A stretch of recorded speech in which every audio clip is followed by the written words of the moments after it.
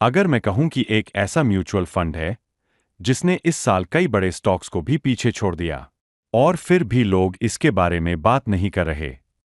नमस्ते दोस्तों, मैं हूं आरव और आज मैं आपको दिखाने वाला हूं मई 2025 के टॉप परफॉर्मिंग म्यूचुअल फंड्स। लेकिन रुको, ये सिर्फ एक लिस्ट नहीं है।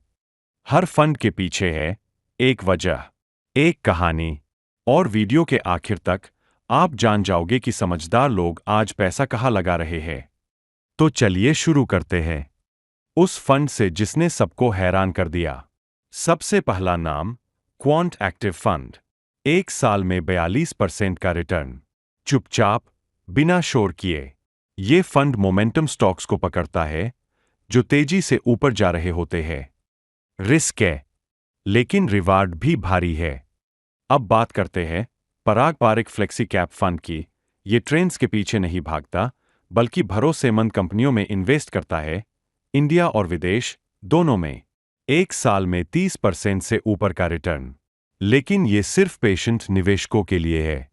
अभी आपने जिन फंड्स के बारे में सुना, वो मार्केट में आजकल टॉप पर क्यों हैं? इसका असली जवाब डेटा के अंदर छुपा है। अब हम सिर्फ नामों की बात नहीं कर रहे, बात कर रहे हैं स्ट्रेटेजी की और उन पैटर्न्स की जो इन फंड्स को बाकी सबसे अलग बनाते हैं।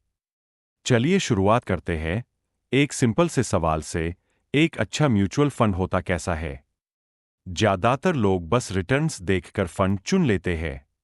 लेकिन एक स्मार्ट इन्वेस्टर पूछता है, इस फंड ने डाउन मार्केट में कैसा परफॉर्म किया? इसमें कितना जोखिम है? इसका फंड मैनेजर कौन है? और वो पिछले 5 सालों में क्या क्या फैसले ले चुका है? क्वांट एक्टिव फंड को ही लीजिए। इस फंड ने एक डेटा ड्रिवन मॉडल अपनाया है। मतलब इंसान से ज्यादा कंप्यूटर एल्गोरिदम डिसाइड करता है कि कौन सा स्टॉक खरीदा जाए। अब ये तरीका रिस्की है, लेकिन इसका फायदा है कि इंसानी इमोशंस जैसे डर या लालच इसमें कम जगह पाते हैं। उसी के मुकाबले पारंपरिक फ्लेक्सी कैप फंड एकदम दूसरी दुनिया है। ये फंड ऐसे स्टॉक्स ढूंढता है जो अंडरवैल्यूड है, यानी जिनकी असली कीमत मार्केट को अभी समझ नहीं आई। इसमें पेशेंस चाहिए, क्योंकि रिटर्न धीरे धीरे बनते हैं, लेकिन बहुत मजबूत होते हैं। अब आते हैं डेट फंड्स पर, जहां रिस्क कम लेकिन ग्रोथ स्टेबल होती है। आईसीआईसीआई कॉर्पोरेट बॉन्ड फंड 7.8% का रिटर्न, और वो भी बिना ज्यादा झटकों के। साथ ही HDFC short term debt fund, short term goals के लिए परफेक्ट। अगर आप पैसे को थोड़े समय के लिए पार्क करना चाहते हैं, ये एकदम सही है। यहां एक माइंडसेट चेंज जरूरी है। इन फंड्स से आप पैसा बनाते नहीं, बल्कि बचाते हैं। हाइब्रिड फंड्स, जैसे कि आपने सुना, ये आज के वॉलेटाइल मार्केट में सबसे अंडररेटेड ऑप्शन है। मान लीजिए मार्केट गिर रहा है, तो ये फंड अपना इक्विटी एक्सपोजर खुद कम कर देगा और डेट में पैसा डाल देगा। और जब मार्केट ऊपर जा रहा हो, तो फिर इक्विटी का हिस्सा बढ़ा देगा। अब जरा सोचिए, अगर आपको रोज रोज एसेट एलोकेशन चेक नहीं करना है, तो ऐसा एक ऑटो पायलट मोड वाला फंड कितना काम का हो सकता है? यहां एक और फैक्टर आता है, एक्सपेंस रेशियो। कोई भी म्यूचुअल फंड आपके पैसे को मैनेज करने के लिए फीस लेता है, जिसे कहते हैं एक्सपेंस रेशियो डॉट। जितना ज्यादा ये होगा, उतना आपके रिटर्न में कटौती होगी। इसलिए हमेशा ये देखें कि फंड का परफॉर्मेंस उसके खर्च के मुकाबले कितना फायदेमंद है। अब आता है मेरा favourite segment, hybrid funds. ICICI prudential equity और डेट फंड, एक ऐसा बैलेंस जो इक्विटी का फायदा देता है और डेट की स्टेबिलिटी भी।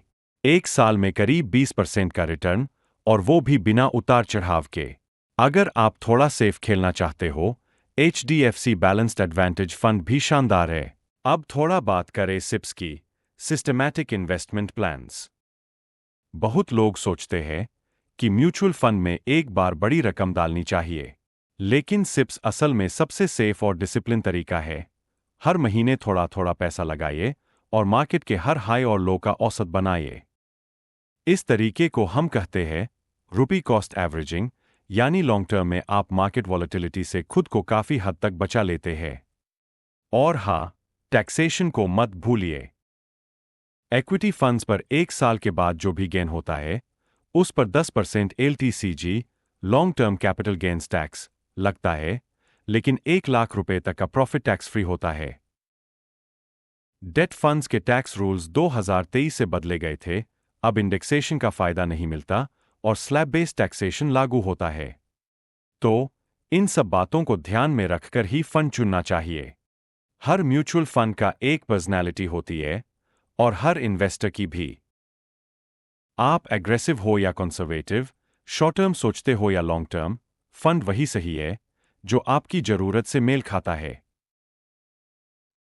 तो सवाल ये नहीं है कि कौन सा फंड बेस्ट है, सवाल है आपके लिए कौन सा सही है। अगर वीडियो पसंद आया, लाइक करो, सब्सक्राइब करो और कमेंट में बताओ कि आप किस में इन्वेस्ट कर रहे हो। मिलते हैं अगले महीने नए रिटर्न्स और नए चौंकाने वाले नामों के साथ।